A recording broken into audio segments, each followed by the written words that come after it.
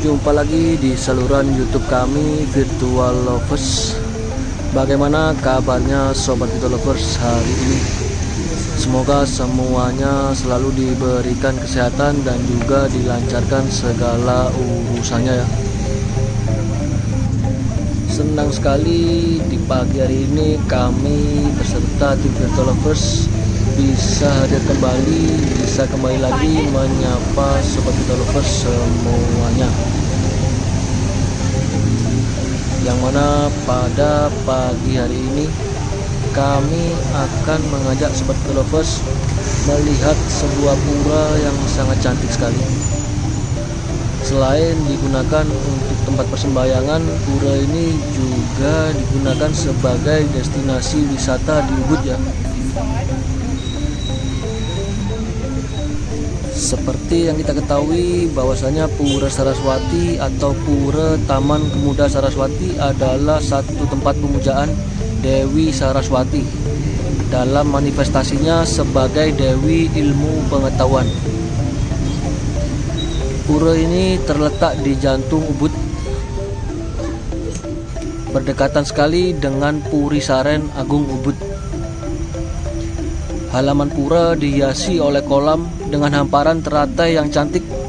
Selain itu, biasanya pada malam hari, wisatawan dapat menyaksikan tari kecak yang digelar di halaman pura ini.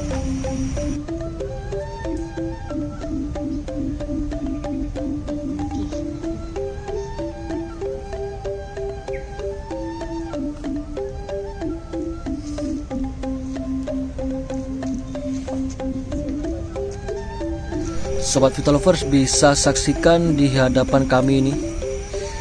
Taman ini biasanya disebut dengan Water Palace.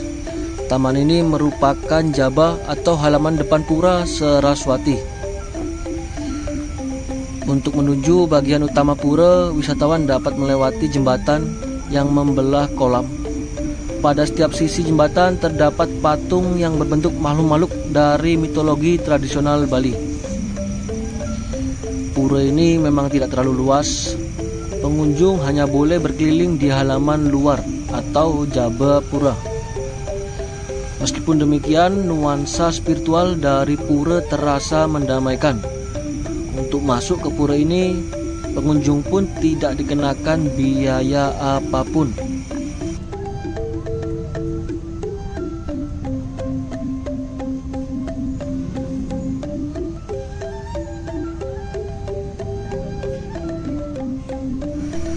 Pura ini dibangun dengan arsitektur yang cukup megah.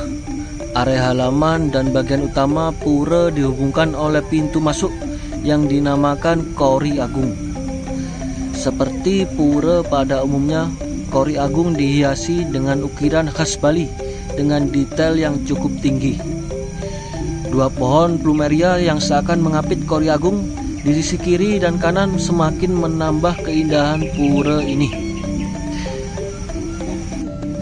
Menurut sejarahnya, pura ini mulai dikonstruksi pada tahun 1951 dan rampung pada tahun 1952. Arsiteknya bernama I Gusti Nyoman Lempat yang merupakan seorang maestro ukiran. Yang mana pembangunan pura ini merupakan permintaan Pangeran Ubud yang bernama Cokorda Gede Agung Sukawati.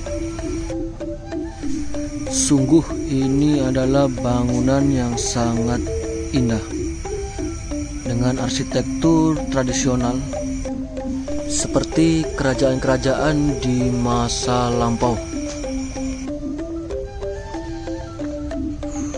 Berbicara mengenai Dewi Saraswati, yang mana kata Saraswati adalah sebuah nama suci untuk menyebutkan sosok Dewi Ilmu Pengetahuan. Kata Saraswati itu terdiri secara etimologi berasal dari kata Saras dan Wati. Kata Saras yang juga berasal dari urat kata Sanskerta memiliki arti mata air terus-menerus atau sesuatu yang terus-menerus mengalir. Sedangkan kata wati berarti yang memiliki. Arti lengkap kata Saraswati adalah sesuatu yang memiliki atau mempunyai sifat mengalirkan secara terus-menerus air kehidupan dan ilmu pengetahuan. Inilah definisi kata Saraswati yang didefinisikan oleh I Gusti Ketut Widana. Dewi Saraswati merupakan sakti dari Dewa Brahma sebagai dewa pencipta. Dewi Saraswati merupakan dewi yang menurunkan ilmu pengetahuan kepada manusia yang berguna bagi diri sendiri, masyarakat, bangsa, dan negara dalam menjalani kehidupan. Biasanya masyarakat Bali merayakan Hari Saraswati setiap 6 bulan atau 210 hari sekali, yaitu pada hari Sabtu Umanis Wuku atau Gunung. Pada hari Saraswati, umat Hindu memuja Ida Sang Hyang Widiwasa dalam manifestasinya sebagai Dewi Saraswati.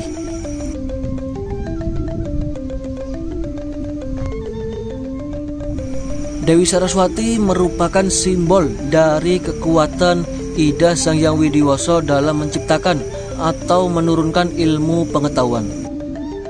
Kekuatan Ida Sang Hyang Widiwasa dalam manifestasinya dilambangkan dengan seorang dewi yang cantik, bertangan 4 dengan memegang alat musik genitri, pustaka suci, serta bunga teratai.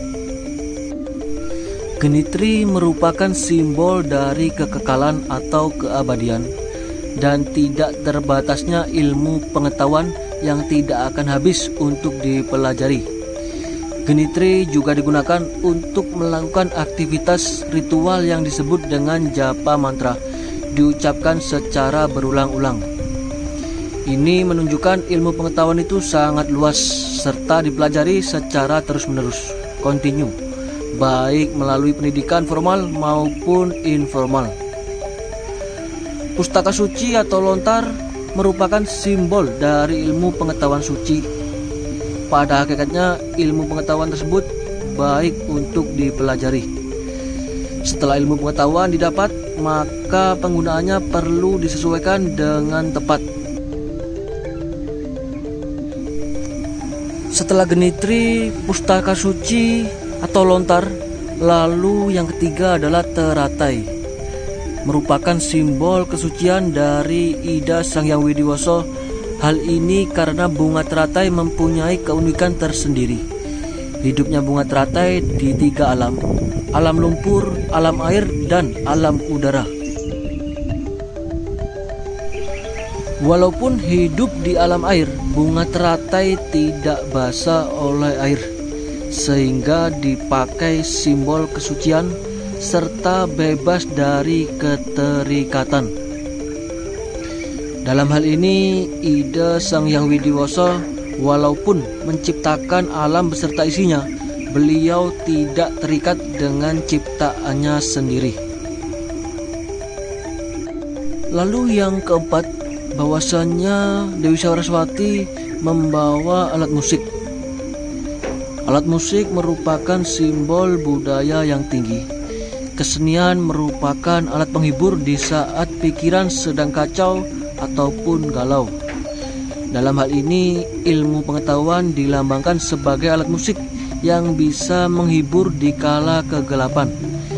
Ilmu pengetahuan juga merupakan simbol keindahan dinikmati sepanjang hidup atau sepanjang masa.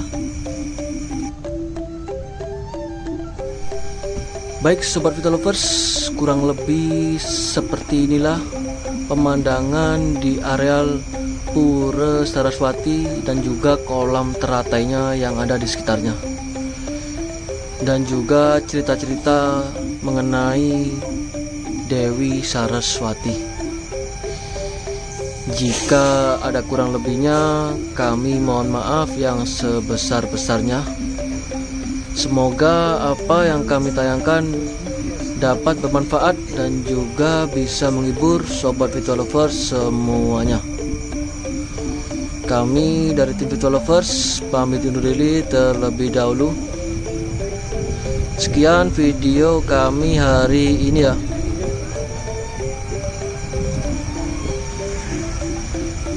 Selamat beraktivitas dan selamat beristirahat. Salam virtual lovers dari Bali.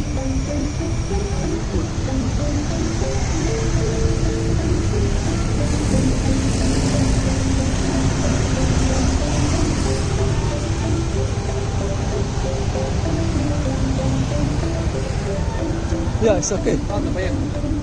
Вроде бы успели, даже без оборота.